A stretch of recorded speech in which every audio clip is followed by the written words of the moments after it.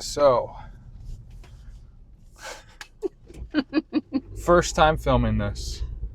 Might be a little bit awkward, but that's okay. But what I want to talk about, and that thing's going already, so as long as it's faced towards you, you're good to go. I'm Jesse, co-founder of Revive. This is Jolene. She's my girlfriend and also a big contributor. But I want to talk about really nothing in particular, but I want to ask you a few things about Revive, the community, your experience, and you can ask me questions too, your experience with like eating disorders. I want to talk about your story a little bit, being like a successful entrepreneur, all that kind of stuff. You good with that? On the spot, yep. Yeah, on the spot. On the spot. It's all a surprise to me. This was a surprise. I didn't tell her. Okay, cool. Okay. So for the people, who are you? I mean, I know you very, very well. An amazing, amazing person. Guys, look at her. She's amazing. But who are you? I'm Jolene, Jesse's girlfriend. I'm a mom. I'm a business owner. And what do you own? And I'm shy. I own Kaiser Sub Shop. I own a sandwich shop. I just had 19 years. Best sandwiches, by the way.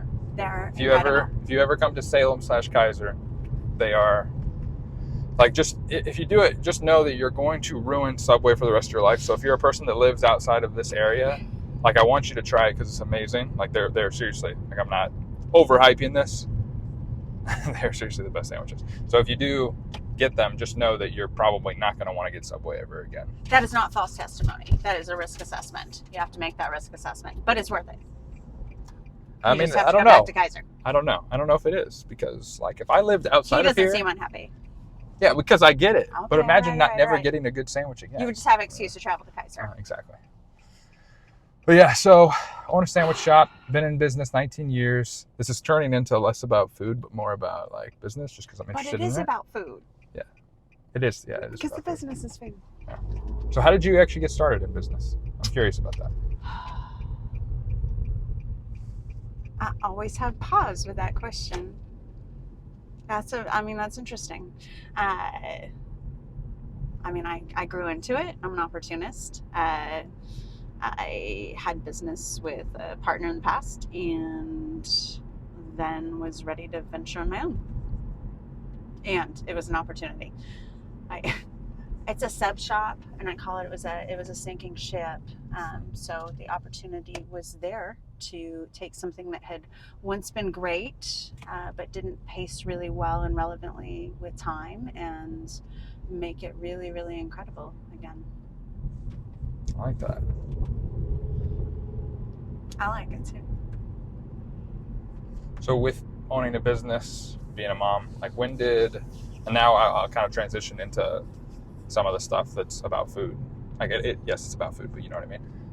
When and where, like, if you're okay with talking about it, and you can ask me if you want to, we can switch roles if you want, but like, how did food, your relationship to food, all of that stuff evolve with all of that, essentially? Like, how did it happen? What is it that you struggled with? What did that look like throughout the years for you? So what was the evolution of my relationship with food? Yep. Okay. And I don't think we're going to switch roles. I think this is really good for me. Thank you. Because it is on the spot. So I am going to have to talk about it. And I think we all struggle a little bit talking about it. I'll start at the beginning.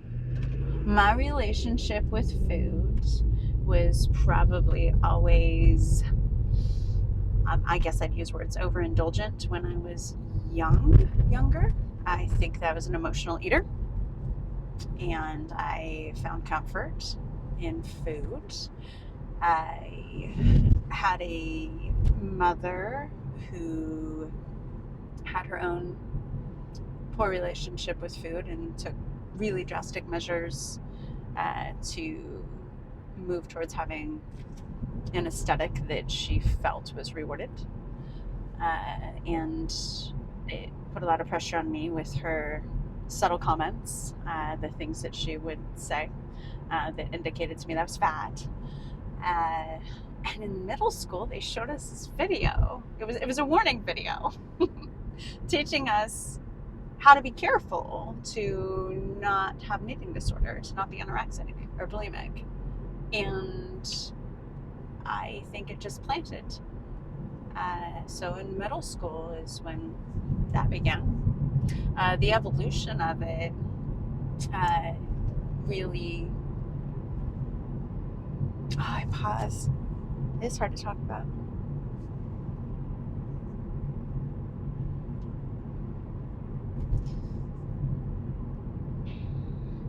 You don't have to. I know. I want to.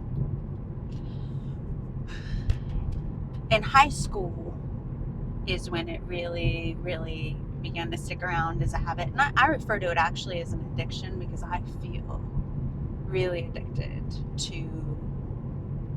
I feel addicted to not eating. I really, really began to enjoy the empowerment of deprivation. I found a lot of controls, I think, inside of it. I didn't know that then, but I look back and just know. And even at almost 46, I'm 46 next week, I still find a lot of empowerment in the deprivation. And so the evolution really was a planted seed, and imagery of not looking like my mother or all of the other girls. I grew up in an era of waif where people were very, very narrow, and I wasn't as narrow. And the bulimia didn't really start until I was in my 20s. And it became kind of coping with if I did eat. So when I would eat, I would feel guilty, like I had done something wrong, as though somehow I had betrayed some streak or record that I had arrived at by only having a couple of cashews in 4 days, or a banana. I really liked bananas. I don't like bananas as much anymore. And now, in my 40s, it is like an old friend, and that I go see sometimes, and I feel pretty profound shame when I do. When I really get down, I want to not eat, but that I have managed to avoid for maybe a year. Really? Yeah. It's amazing. Good job. No, seriously. So, like, about the whole time that I've known you. Mm-hmm. Or not known you, but, you know, we've been together. Yeah, that's a good story all its own. That is a good story. So, was it when you were, let's say, in your 20s? What was it back then when you were like single mom, going through kind of all of that hard stuff? Like, was there any I guess I'll ask, was there any points where it wasn't happening at all, where you were just fully healthy? Or is this something you cycled in and out of or always had? That is such a great question, because I think that so many of us think that we hit points of health if we're not doing those habits. If I'm eating, or if I am not actively throwing up. And I would say that since it began, I'd say this year has been my healthiest year, where I've had the least episodic events. However, even in the eras of when I am eating or I am not throwing up, I am still disordered eating, because I am doing the swing, which is overly consuming more than I need. So I'm sorry, I forgot your question. I'm answering my own thoughts. What was your question? No, thank you. I actually like that. I guess, did you cycle in and out of it? Were there ever any points along this journey that you feel you didn't have it, that it wasn't there? No. I feel like it always lives there. And that was, I mean, like the conversation that we were kind of having this morning, like it just always lives there in this layer of my mind, which is like, even when I don't know that it's there, whether it's like, like this morning I saw a scale, and scales, I have realized over the years, are really dangerous for me. They are a trigger. They are an offset of, as I see a scale and then I see a number, and I was very number focused, and seeing a gain any day. I would weigh every single day, every single morning. And the goal was always to be less, always to be less.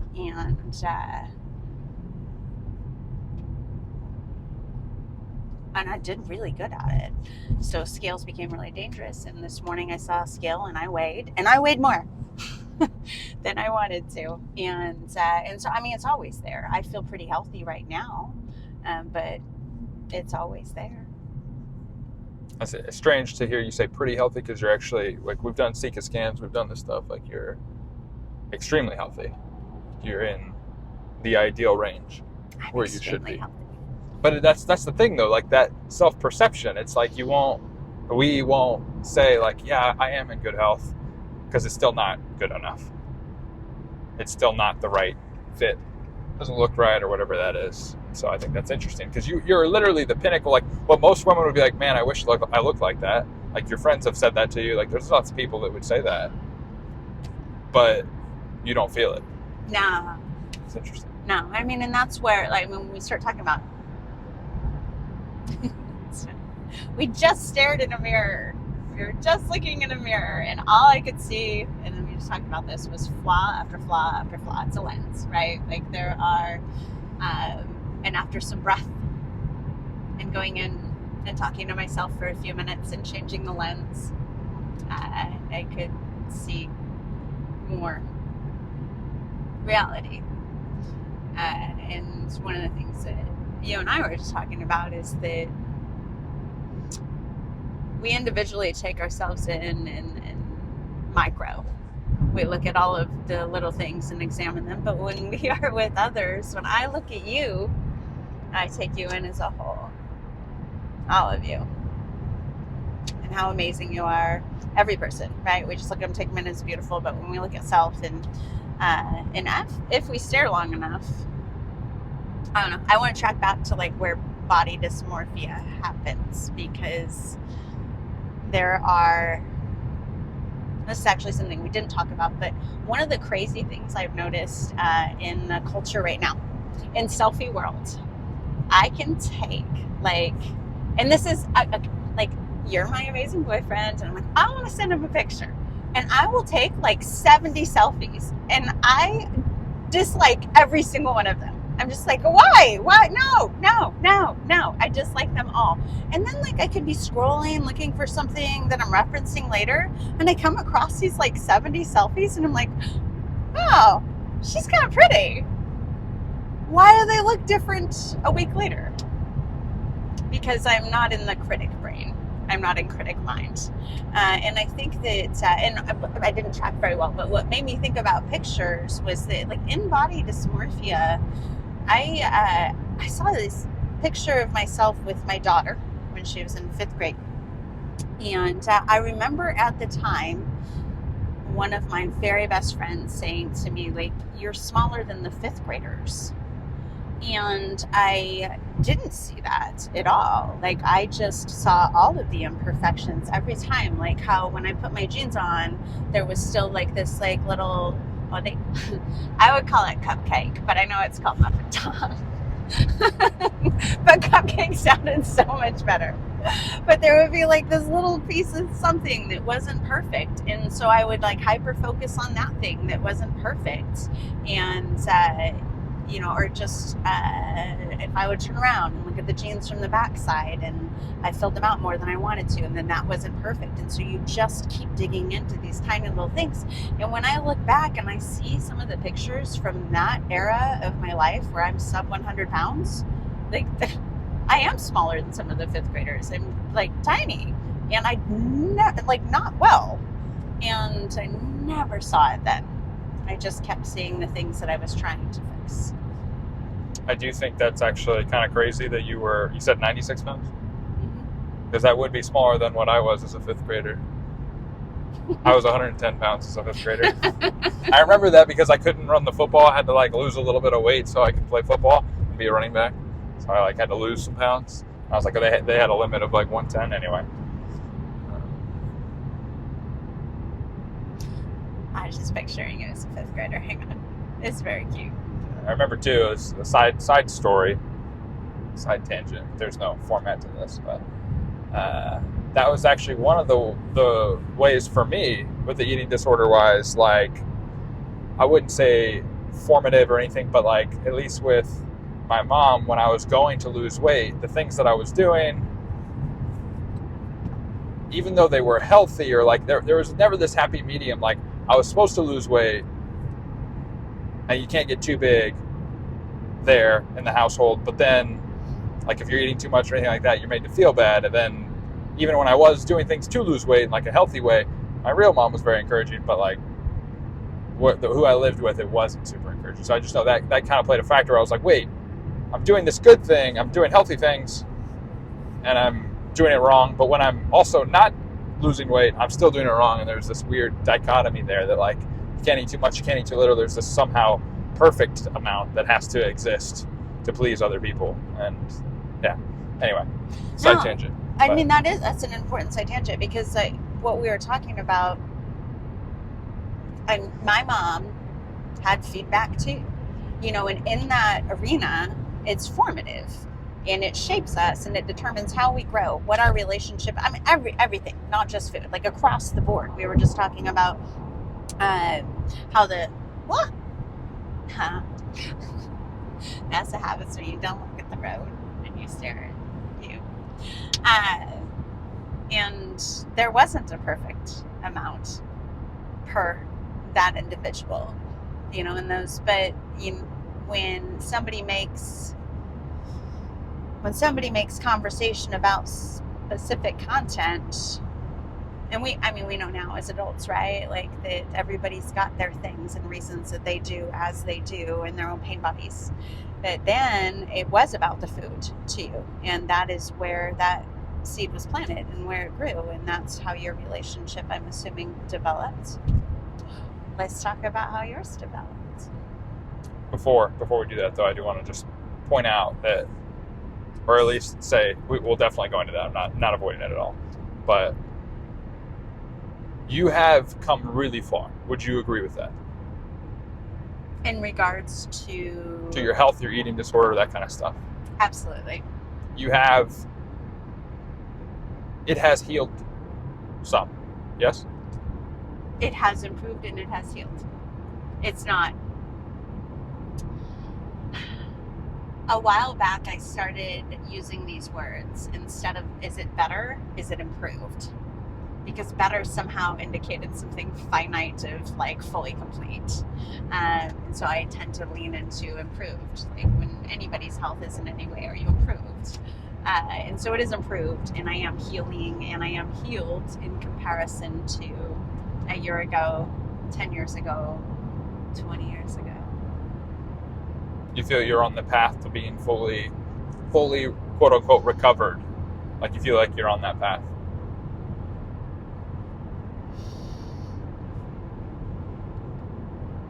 I do. Yeah. I do. I think so too. I say that with some hesitancy, not because I don't believe I am, just because I think that in addiction, you are always cautious to be aware. I like that. And the reason that I kind of asked those in that sequence was because, like, I just wanted to draw a point here. I thought it was a good point to be like, hey, you've made tons of progress. It didn't change overnight, but you've absolutely, like this year especially, improved in so many ways in your health, and I've seen it. We've seen the Zika scans, we've seen that. I've seen your mentality about yourself shift. And like that doesn't happen with the thinking of like, oh, I have to get it all fixed now. You know what I mean? Or like I have to do it now. It's like an overnight thing. It was you made small steps over time, and it's still getting better, and it's still getting better and better and better, and I've seen it. And there might be days that go backwards, but on the whole, you're so much better. And I just think that's, kind of the point of the group, the community, this, like, being open about it, is like, it's okay wherever this person is at, because they're still on the same path. It could happen for them in a week. It could happen for you in 2 years. It's still the same progress is happening. I'm seeing it. And for other people, it'll take longer. And it is about progress, not perfection, which is why that's like the tagline. Because it is like you're expecting perfection and you still don't feel good enough. It's crazy that you can like look at what you've done and not feel just fucking amazing, because I see it and I'm like, whoa, you've come so far. It's so impressive and I'm so proud of you. And it's about progress, not perfection. And you've made so much progress. So I just wanted to say, proud of you. You've done really good. Really. I wish you could feel the same proudness. I'm sure sometimes you do. Sometimes I do. Sometimes I do. It is incremental too. And on progress, not perfection, I resonate with those words. So yes, and it is incremental.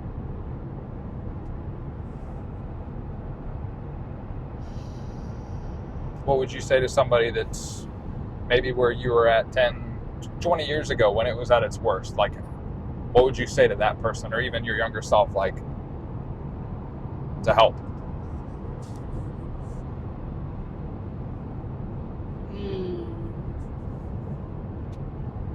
I'm going to go with what I'd say to my younger self, because words of wisdom for self land so much better than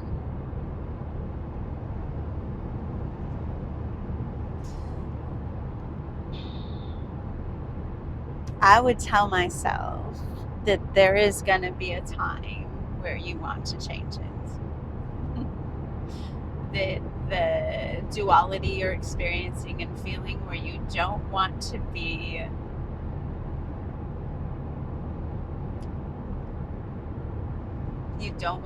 owned and controlled by it, but you don't want to let it go all at the same time, will change. You will want to let it go. You will want to be without it. And when you get there, here's the thing.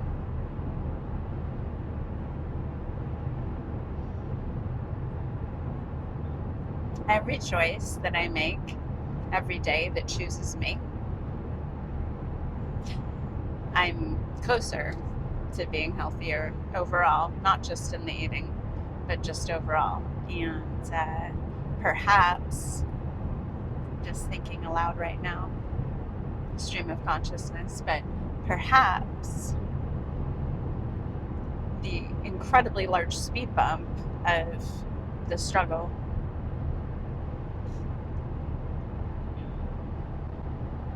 gave way to giving that to me, which is filling my life in so many ways other than just my physical health. So that. Yeah. I really just thought we were going to get in the car and like look at ourselves on this. I had like no idea that you were going to make me talk about all this. You didn't make me. I don't feel forced. There is a gunman behind there. Actually, he's holding a gun to her. Be at the back. Quiet, dude. Like, don't share inside jokes. But I'll give you all my kisses. Good.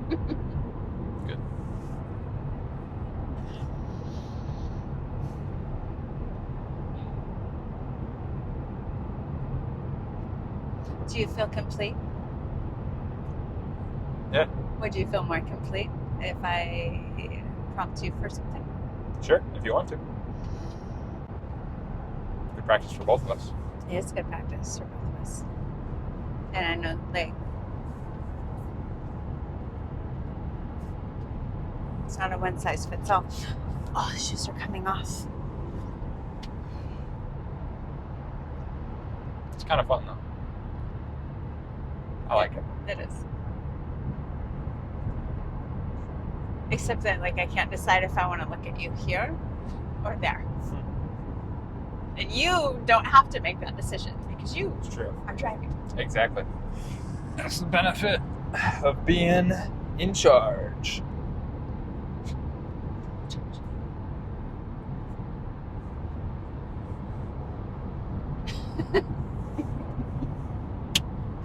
So, you began by sharing where there was this intersection in your world that functionally had no win. No matter what you did, attention was paid to what you were eating or not eating. And it became a conversation point and a place to functionally, my interpretation of it is that you experienced probably shame and guilt and a feeling of you couldn't do right inside this area.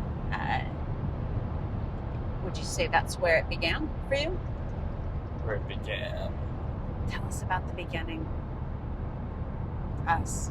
It's us. Long ago, in Once an upon a ancient time, time, there was a boy who was born You're such a good to storyteller. a mother and a father. The father wanted to kill the boy. No, I'm just kidding. No. But let's see. When did I think it started? I think it's all wrapped up a little deeper than just the surface of body image and that kind of stuff. I think for me, really, it all everything suffering-wise, all of the bad habits and the coping mechanisms I developed for those habits came from a place of not loving myself, came from a place of I hated myself, came from a place of just not being good enough, like just feeling that constantly and constantly having to prove that I was, like I felt I always had to prove it to earn like love or whatever that was. I think that's where at the core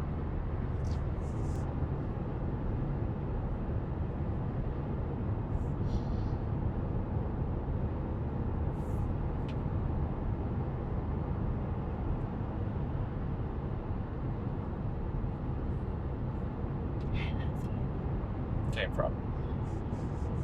So to me, food was like whatever it was, the body image I had to be really came from like it would all be healed when you just truly like love yourself, when you truly accept yourself, when you don't feel you have to be this thing or that thing. And for me, I really do think, well, I know a lot of it came from a traumatic incident combined with my parents' divorce, combined with having a mom in the house that was really damaging. She's not bad. Again, I love my mom. And I'm almost hesitant to say this because it's going to like somehow get back, but I know it won't. Not a lot of people will see this. But having a mom that everything, like every week, you feel you're a fuck up, you know? And you just think, so there's so many things, like when you feel that way about everything, you eventually attach, like, for me, I attached success, the perfect body, like everything had to be perfect for me to be able to prove this person wrong, that like my existence wasn't a burden, that I wasn't just like terrible. And so I did do that for a long time. Like, you know, it developed to where there's different stages. 8th grade, I would say anorexic. Then I got to high school. I just used kind of food as more like a binge eating. I had coping mechanisms there where I'd hide what I eat and that kind of stuff. Wasn't good health though. Health-wise was good, but still had a bad relationship to food. Then it developed college-wise, was, same thing, pretty much just eating-wise. In good health though, I was playing collegiate sports. But I did actually get into really good health after I quit football. And I did do it a healthy way. You know, I was out of the house. I was kind of away from that scene. I felt a lot better. And I got there, yes, it took a lot of motivation, but I got to I was becoming a trainer. And so I got certified to be a trainer. I got into really good shape. And for about 2 years, I would say I was really great shape, exactly where I wanted to be. And I did it a healthy way. Like I wasn't super obsessed where I didn't have donuts, but I wasn't to the point too that I was binge eating or really any of that. I didn't do any for that time period where I got into really good health and was a trainer. The only thing I could say is that I was I was very strict, but at the same time I did have days that I have it off. So I think that time actually I was I would say, cured from it. I didn't have it necessarily. I didn't have anything. I didn't binge eat really, nothing like that. But then as I was a trainer, this is when life kind of shifted for me. I realized I didn't want to be a trainer. That wasn't I didn't feel good enough success-wise. So I transitioned. But during that time of transitioning, I developed an eating disorder where I had bulimia, where again I would throw up because I wanted to keep my body as a trainer, but I started binge eating because I just felt so bad. I was like, man, I'm stuck as a trainer. I don't want to do this. It's not my end goal. So I kind of developed that. And I actually have some videos of my first year of bulimia. It was a shock because I was in my 20s when I developed. And I remember being really, really not liking myself for doing it, really punishing myself for doing it. I was like, God, you're such a fuck up. It's terrible. You're such a loser. What the fuck are you doing? I had bins of throw up in my room, because of what I do is I'd eat all the food, and then whatever cups that were there, I'd have bowls all around of just throw up. And I remember taking a video of this and being like, one day this is going to change. I remember that. But anyway, side tangent. So that's kind of the evolution of it. And really what started to heal, and again, it is about progress, not perfection. I'm not perfect now, but I can tell you I'm not doing it every day like I used to. I don't wake up and have, negative thoughts about myself and hate myself so much, those things. But what kind of led me to that was just doing stuff that does heal some of those voices that aren't really mine, and doing some medicine work and journeys, feeling self-love, those things. And so as I've fixed my view of myself, the eating disorder itself has lessened and lessened and lessened. And no, it's not perfect, and neither am I, but I am making progress, and I am a lot better, so much better than I was 4 years ago. So that was very long, but What was very long? that whole spiel. It's really impressive. Yeah. Spiel. It I'm was sweaty. It's Only, I just cut your eye. That's true.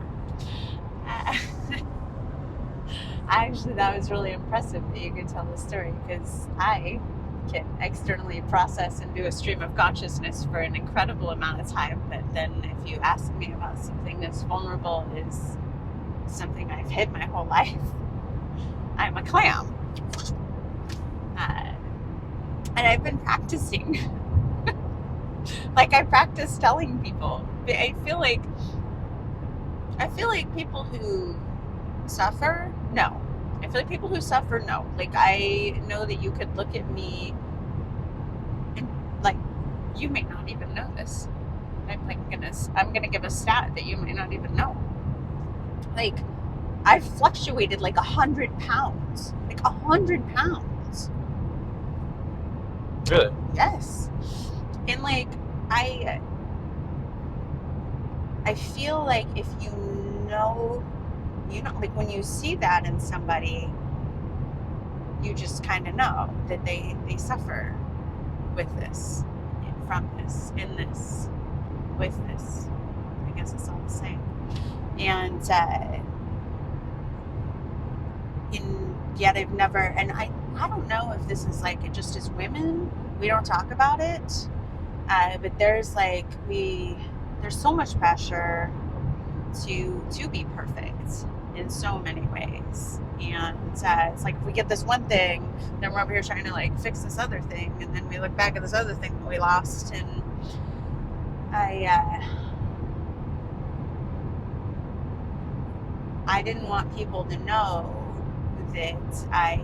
how I got to where I got. That felt shameful. And there's this icky loop in the, there is a spot when you're, that's the thing, right? It's never steady. You're just either always losing or gaining. And there is a little sweet spot in there where you are probably aesthetically where other people want to be, but you never want people to know that you're in.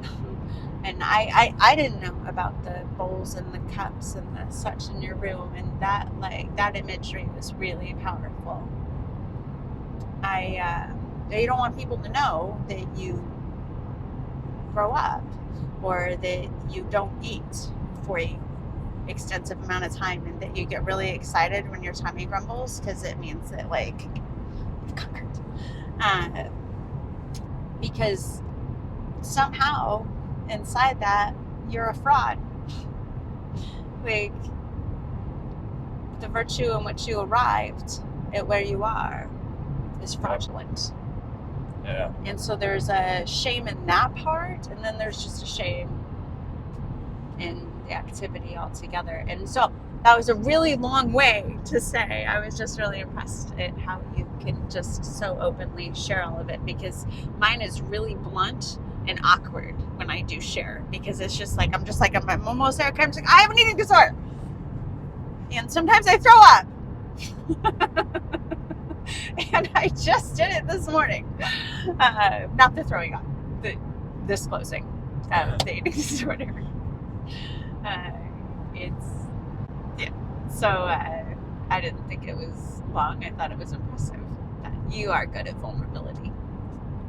Well, I mean, I literally feel better talking about it. Like, I don't know what happened, but it's like, even you, I mean, maybe you feel it too, but like, when you're able to be open, when you're able to let it out there, it's like you can actually start healing.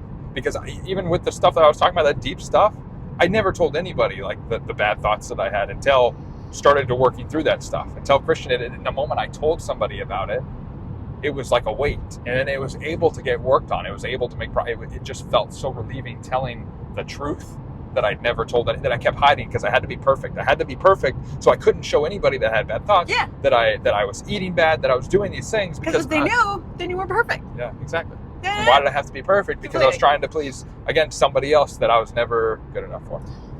No, it's just a slip. But anyway, so I do think that's why, that's like having a community, having mentors, having people, education, like that's the first step, is getting around that, because when you're around it, it spreads. Like being around you, it's a good influence on me, and vice versa. You know, we're helping each other. And some people, like, you're always, when you're alone with it, that's the worst place. Absolutely. I think that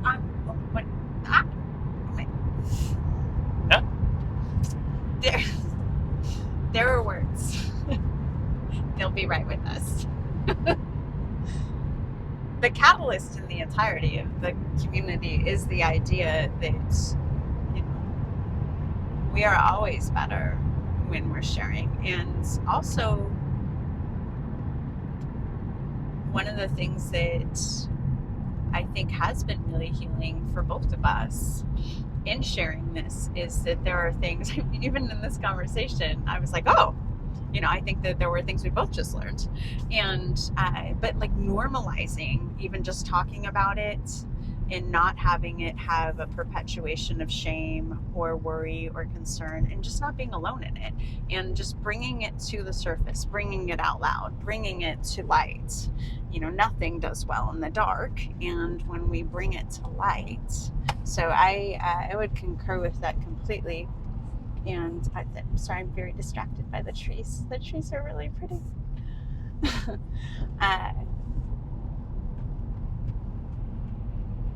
Yeah.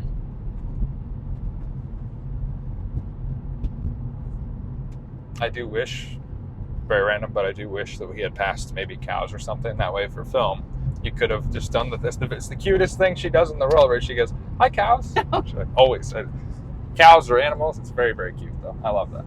One of my favorite things. I do wish we could have done that.